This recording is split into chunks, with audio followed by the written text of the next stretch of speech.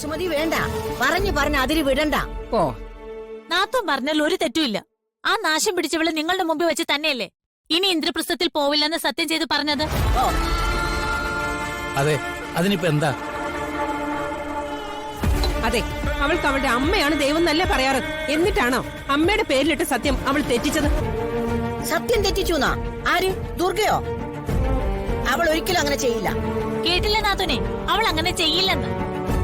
ജയമേ, നിങ്ങൾ കരുതുന്ന പോലെ പുണ്യാളത്തിയൊന്നും അല്ല കൊച്ചുമോള്. അവളെ പഠിച്ച കള്ളിയാ.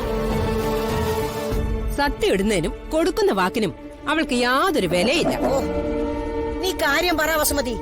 ദുർഗ ഇന്നും ആ കിരണിനെയും കൂട്ടി ഇന്ദ്രപ്രസ്ഥത്തിൽ ചെന്നിരുന്നു. എന്തിന്? അത് ഞങ്ങൾക്ക് എങ്ങനെ അറിയാം? അവൾ അങ്ങോട്ട് ചെന്നു എന്ന് മാത്രമല്ല, ആ നാശം കാരണം മഹാദേവൻ ചേട്ടന് അറ്റാക്ക് വന്നു.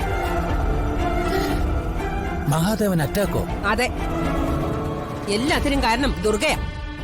അയ്യോ, അവളോട് കിരണിനോട് സംസാരിക്കുന്നതിനിടയിലാ പൃഥ്വിയുടെ അച്ഛൻ കുഴഞ്ഞു വീണേന്നാ ആഷി വിളിച്ചപ്പോ പറഞ്ഞത്. ഈശ്വരാ, എന്തൊക്കെയായി കേൾക്കുന്നേ? എന്നിട്ട് മഹാദേവൻ ഇപ്പൊ എങ്ങനെയുണ്ട്? അറിയില്ല, ഇപ്പൊ ഹോസ്പിറ്റലിലേക്ക് കൊണ്ടുപോയിട്ടുണ്ട്. പോകരുതെന്ന് പലവട്ടം പറഞ്ഞിട്ടും ഇവളെന്തിനാ അങ്ങോട്ട് വീണ്ടും വീണ്ടും കയറി ചെല്ലുന്നേ? ചത്തുപോയ തള്ളെ അവിടെയാണോ അടക്കിയിരിക്കുന്നേ? നീ എന്തൊക്കെയാ വസുമതി പറയുന്നേ? പിന്നെ അല്ലെങ്കിൽ പിന്നെ അമ്മ കാര്യം പറ. ഏതായാലും എന്റെ മോളുടെ ജീവിതത്തിലെ സന്തോഷം കളയുക എന്നത് മാത്ര അവളുടെ ലക്ഷ്യം എന്ന് എനിക്ക് ഉറപ്പായി.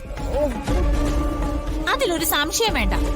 കൃത്യശയും കല്യാണം കഴിഞ്ഞ് സന്തോഷമായിട്ട് യാത്രയൊക്കെ ചെയ്യേണ്ട സമയത്ത് ഹോസ്പിറ്റലിൽ പോയി നിൽക്കേണ്ട അവസ്ഥ ഉണ്ടാക്കില്ലേ അവള്? നാശം.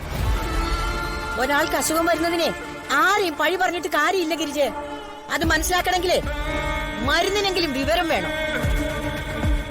ഓ, വിവരം ഒരുപാടുള്ള ഒരുത്തി ഇവിടെ ഉണ്ടല്ലോ, അത് മതിയല്ലോ. അതെ, തള്ള ചത്തുപോയതിന്റെ കൂടെ ഇവളും കൂടി ചത്തുപോയ മതിയായിരുന്നു. ഈ വീട് നന്നായേന്. ഗിരിജെ, നിർത്ത്. ഇനി ഒരു വാക്ക് എന്റെ മോളെ കുറിച്ച് പറഞ്ഞാലേ അടിച്ച് പല്ലി ഞാൻ താഴെയിടും. നിങ്ങൾക്ക് പൊള്ളിയല്ലേ? ചത്തുപോയവളുടെ മകളെ പറഞ്ഞപ്പോ നിങ്ങൾക്ക് പൊള്ളിയല്ലേ? ദുർഗ ജയശ്രീയുടെ മാത്രം മോളല്ല, എന്റെ കൂടിയാ. അത് നിങ്ങൾ മറക്കരുത്. ഇവരോടൊന്നും പറഞ്ഞിട്ട് കാര്യമില്ല നാത്തുനെ. നാത്തു നിങ്ങൾ പോരെ.